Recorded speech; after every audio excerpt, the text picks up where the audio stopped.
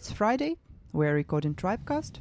We're doing one more episode this year, and if you're following our Twitter, you already know that next week we're going to Arctic 50 in Stockholm because we got our media passes, and we're going to do a cool episode there.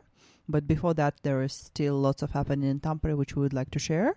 And of course, when we talk about Tampere startup ecosystem, we do not only mean people who live and work in Tampere, we also mean all kind of visitors who are very welcome to P47 co-working space run by Tribe Tampere community, and very welcome to the community and to the society.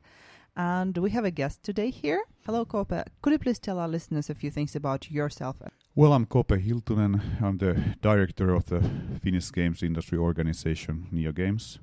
NeoGames has been existing like from 2003, and I have been the director of NeoGames since 2006.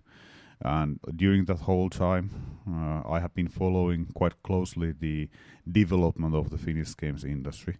And I'm almost from Tampere myself. I used to live here 25 years.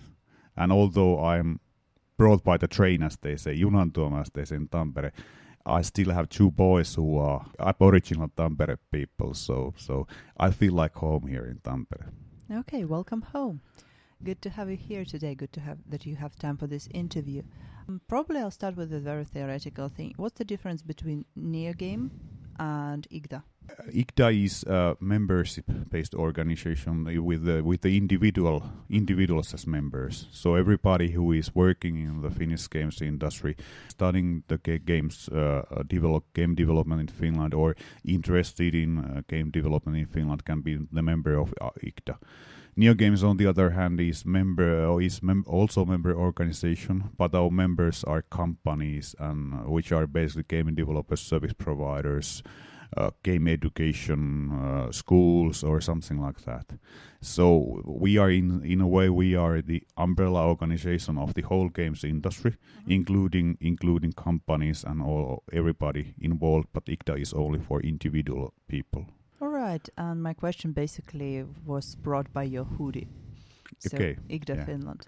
Yeah, basically I'm one of the founding fathers of the IGDA association. It was established 2012, and years and years before that there was this IGDA, which was basically not an association, but this kind of loose concentration of games industry people. All right, and out of curiosity, why NeoGames?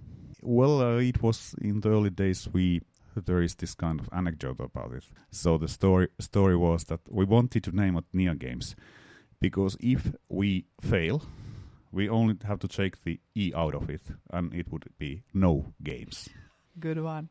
I was just thinking about Neo, the Matrix, but thank you for sharing this one. And you said that your clients or partners can members Yeah. can be not only game companies, but if I heard you right, you said universities. Universities, game schools, service providers. Okay. So basically any kind of company or association or whatever who is working with the games in one way or another. Okay, so is it university only in a sense of students who study games? No, it's faculties. So, for instance, if we think about the University of Tampere, there is a lot of game research and in the University of Tampere, and our member from University of Tampere is the game research unit, and it's the same story with polytechnics or that kind of schools and others also. If we speak about universities, I recently got interested in the old discussion between science and business. Do you think that there is a actual cooperation between people who study games and people who do games as product? There is in Finland. That's one of the beauties in Finnish games industry ecosystem, is that there is a lot of cooperation between different parties. So we have been doing very useful research cooperation, or the companies have been doing very useful research cooperation, for instance, between the University of Tampere or with the University of Tampere like 10-15 years. And it's a way to make the research matter from the business point of view. and that's one of the beauties in Finland, that we are not actually a country, we are a country club. So meaning that basically everything is quite near, and it's easy to get contact to almost everyone inside the industry. And that's also one of the meanings of the Neo Games, or one of the reasons Neo Games exist, because we wanted to create this kind of platform where people from different organizations, companies, and so on could get together and know each other's better. Still, what kind of research can be done in the games field besides, I don't know, calculations, how many people play whatever they play nowadays? I always thought that all game studies are more like this social kind of studies, what kind of audience there is, more like marketing, or all those like whether shooting people in Counter-Strike brings you to shooting real people in real life, this kind of stuff. There is, of course, part of that you mentioned is actually consulting. There is a lot of consulting agencies making this kind of studies, what kind of games are sold, or what kind of games sell, or what kind of features there should be in the games. It's kind of surface level thinking about game research. But when we go deeper, I think that one of the questions is why. Why people want to play games? What is the reason they are keen on playing games? What kind of effect the games might have their lives, for instance? What are the tools of the game narratives of developing gameplay and going very deeply? It's basically the same thing as studying films or studying literature, for instance. So games are this kind of form of art, and there is many different aspects in games. There is social aspect, there is narrative aspect, there is gameplay aspect, there is multitude of different kind of aspects which can be studied, and I guess that they should be studied, because games are very powerful media at the moment. All right, since you said it yourself, in your opinion, why people play games? Games are entertainment at the moment, but there is a lot of deeper meanings in games also. But mostly at the moment, games are played in order to entertain oneself. So it's basically like why you are watching TV, why you are reading books. There is many reasons to do that, and all those same reasons, they exist when you are playing games. What was your reasoning into stepping in this world? Why did you start doing games? Well, actually, I have been never developing games myself. Since I'm 52 years old, I have been doing digital media most of my adult life. So I actually get fascinated about digital media in 91 here in Tampere. Okay. So it was 29 years ago. And it was actually in the University of Tampere. There was this hypermedia laboratory here in Tampere. And my friends were in hypermedia laboratory, and I actually saw one of the first CD-ROMs, multimedia CD-ROMs back in 92. It was about the Iraq War. It was Desert Storm. Then I somehow got involved with this media company Zanzibar, which was established here in Tampere. And I was in Zanzibar many years. But in 2003, actually, I kind of got involved to the game industry when Neo Games was established. And I saw that the games industry games were something which multimedia could have been, in a way that they were storytelling products which were basically focused to the or targeted to the consumer audience. And in that way, I thought that, okay, games are a business, and this kind of thing I would like to know better. And that's how I got involved games.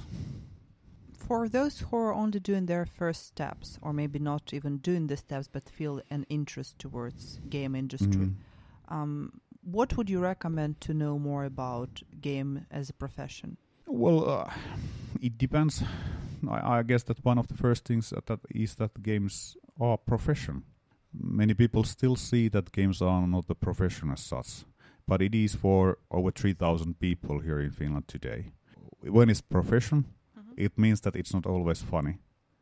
It's not always fun and laughter to make games. It's actually actually it requires professional skills, it requires professional attitude, it requires that you have to basically develop your skills every day.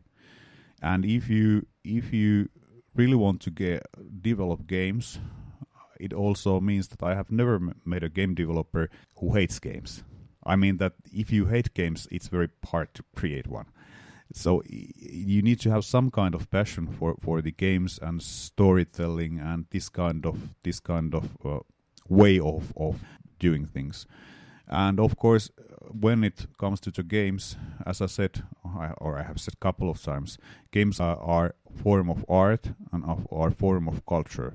So it also requires this kind of, let's put it this way, this kind of cultural thinking, so that you have to understand how cultural things work in people's minds, and yeah, well, that's maybe I don't know how well this describes what I think about it, but well, that's quite an opinion. And do you generally think it's a good time for a young company to step into Finnish game market? Games market is very competitive. That's one thing which should be recognized if you want to step in the games market. One example is that in App Store in Apple, there is around one new game every minute, 1,500 new games per day. So that's, if you want to make it as a business, that's the field you have to be able to compete. Of course, you can also make games as a hobby, but if you want to make it as a business, there is a multitude of skills you have to be able to master, or not yourself, but your team has to be able to master everything from creating the games, from making the graphics, designing the gameplay, coding, but you also have to master the business side of games, the production side of games, all these not so nice things also. And that's, if you really want to set up a game studio, it's still possible. It doesn't take too much, for instance, equity to set up a studio in Finland at the moment. So it's actually quite cheap and quite easy. It's not so difficult to actually make a small game, but it's way more difficult to make sustainable game business. All right, that was a profound explanation. Probably I have one last question. Are you participating in the Finnish Game Jam tonight? No, I have to go home. I was thinking about it. But Finnish Game Jam we have been supporting Finnish Game Jam for many, many years. Mm-hmm. And we see the value of the Finnish Game Jam because it gives people, different kind of people with different background, possibility to do what they love and create games as a team. And I think that is one of the Finnish Game Jam is one of the cornerstones of the Finnish games industry. Then we wish good luck for the participants, and thank you very much, Koopee, for the interview. Thank you. Yep.